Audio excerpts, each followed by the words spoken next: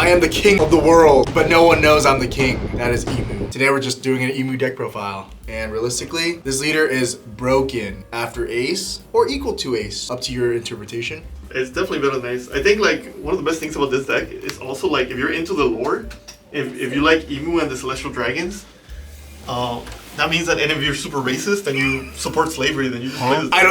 We cannot have that in the video. Just cut that part out. No. If you guys don't know, Emu is just a very consistent deck. It has powers of blue, black, Sakazuki, where you're able to pitch a card from your hand and draw a card, which is actually kind of insane, right? Free filtering. Another broken part about this card is you're allowed to play one stage from your deck before the game starts, depending on your matchup you're in, and that makes your deck 49 cards. And now you just gotta look for everything else. If you can see here, we have two stages. We got the broken stage, the empty throne. This one is if you have 19 cards in your trash on your turn only, you gain 1,000 power, making yourself 6. And active main, you may rest this card and 3 Dawn to play 1 black 5 Elders character from equal to your Dawn, equal or less to your Dawn from your hand. So you're able to play a 4 cost, because they're mostly 4 cost, 5 cost, 6 cost, 7 cost Elders. You get to play it for free, for 3 Dawn. You're cheating, Dawn efficiency, free cheats. However, if you're watching this video right now and you want to play Emu, you also have to play this stage, Mijois. And this one is for the mirror match because it makes all your Celestial Dragons 2 or more be reduced by 1. So we'll explain more later when we get there. You're playing Emu, you're playing Celestial Dragons. We gotta play the 4 5 Elders. This card is your boss monster of the deck because it summons out the other Elders from your trash. This is a very trash-based deck, as you can tell. Being able to trash 1, play this for 3 with your stage, play this for 3, and then 1 Dawn, trash 1 card, you're able to summon the Elders. And you'll see which Elders we have, and I'll show you from my favorite to and I'll explain why. So the best one is, in my opinion, Saint Garcia's Saturn. This card is a 4/5 searcher.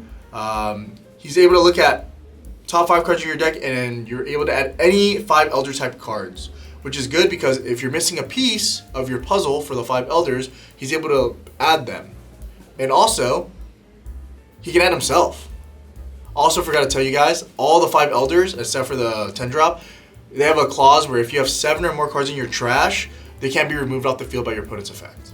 So, Searcher, very strong. Very important in the mirror to see this card because you get to summon it for 3 Dawn if you go first, and you always want to play as many of him as you can. So boom, Broken Searcher. We have 4 Warcree.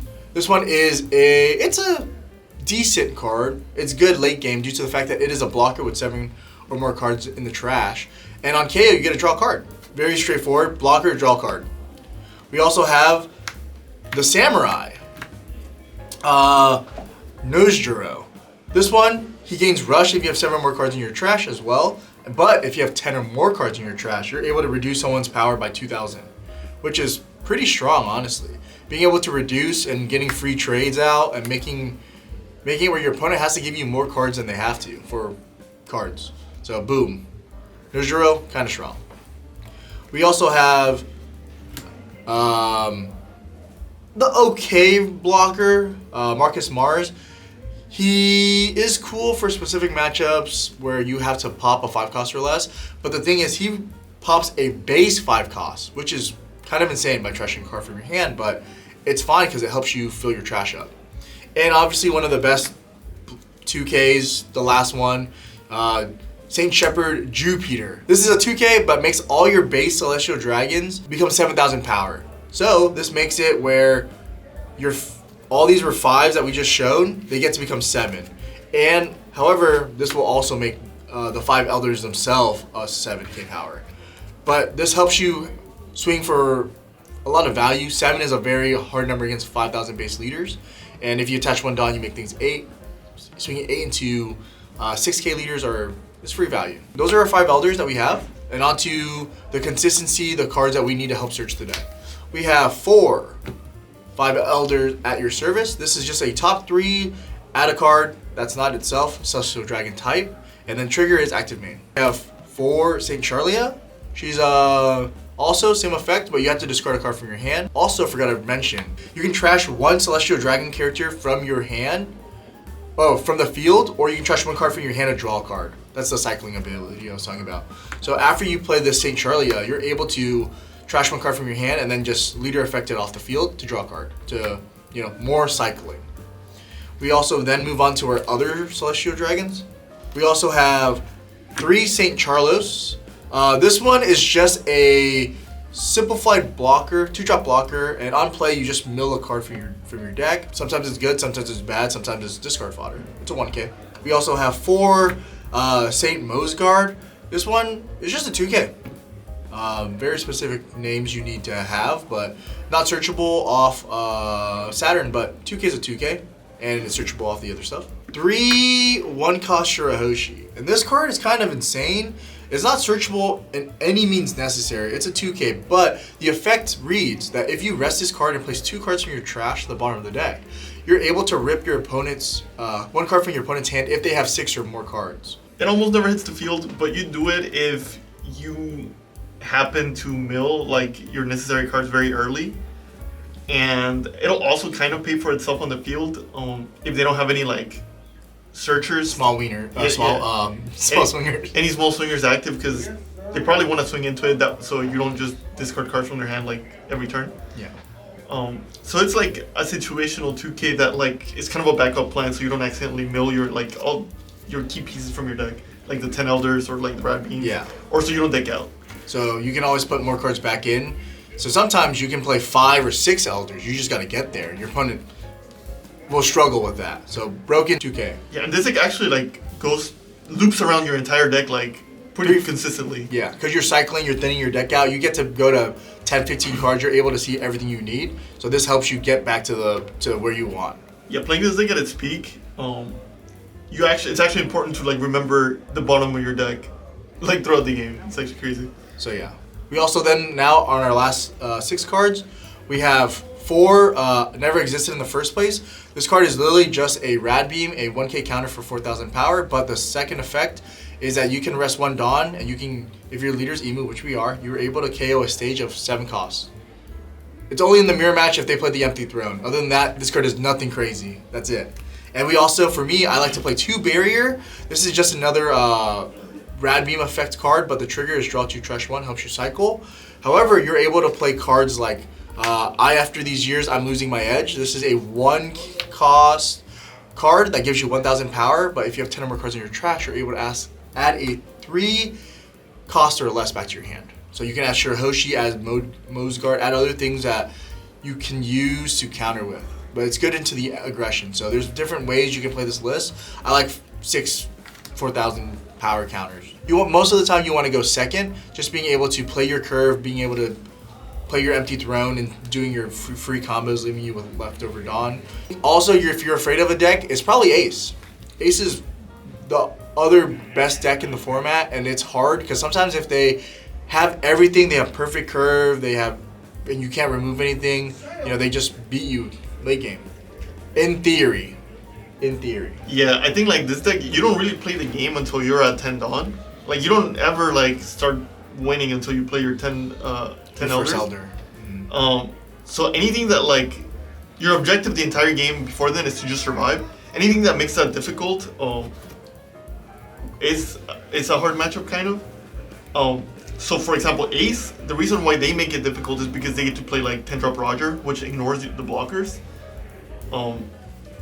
Which is a problem with this deck. This deck's survivability is very dependent on your blockers. So that deck can be a problem. I guess the red-black Sabo can also curve out into Roger.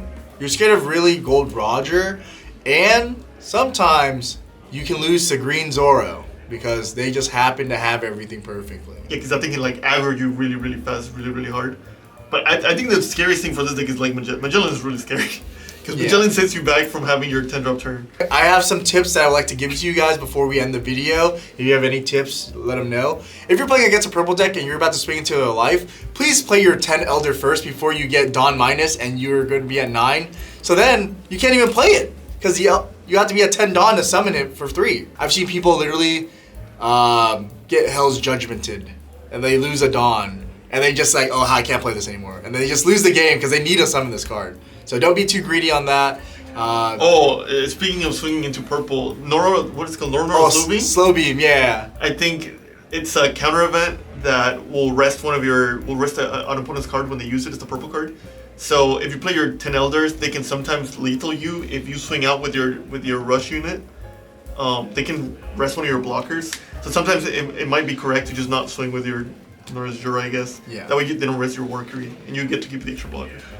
Into Ace, please remove their bodies. If they play one body, just make sure you can remove it. Because I am Whitebeard into the 10 cost new gate blocker that gives 2 Dawn attach. It's only good if they have another body that can swing with it. Well, the mirror match has infinite tips. Like, obviously you have to start with my redraw because the counter event will destroy the empty throne. Yeah. You want to go second. You don't want to swing with your units right away because the way that the mirror match plays is you build up units until the turn that you can play the Peter, which buffs your entire board. Because you get more value out of like swinging with them at 7 than you would the rest of the game swinging at 5. Yeah. So mirror match has a lot of nuance. So that might be its own separate video. If you guys want to know about that, let us know in the comments, But realistically, in the mirror match, I would just say the more Saturns you play, the more you're in a winning position. Do you think so? Saturn is kind of a blowout. And literally Mars is only good if they don't have enough trash in their trash. Like, does that make sense? Mars is good only if your opponent doesn't have enough, they only have 1 or 2, 3 cards in their trash, and they can't get to 7. Because you're able to play Mars on 5 if you go first. So that's another good thing. And you get to bypass it.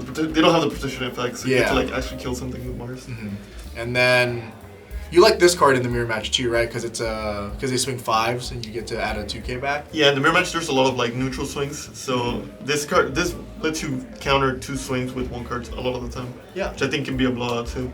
So yeah, that's pretty much the deck profile and a little bit of tips that you guys need to know. If you guys have any questions, please let us know in the comments below. We'll probably make a separate video because there's videos against Zoro, against Emu, against Ace, very specific things that you need to know, need to do. And if you guys want to know about that, just let us know because, Emu best deck.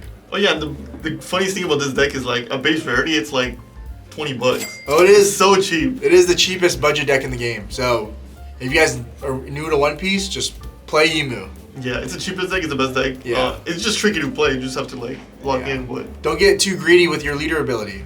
Sometimes, just keep the 2k. Don't need a dump unless... Always ask yourself, what am I looking for? Yeah. So yeah. Thank you guys for watching. Don't forget to like and subscribe, and see you guys in the future. Bye.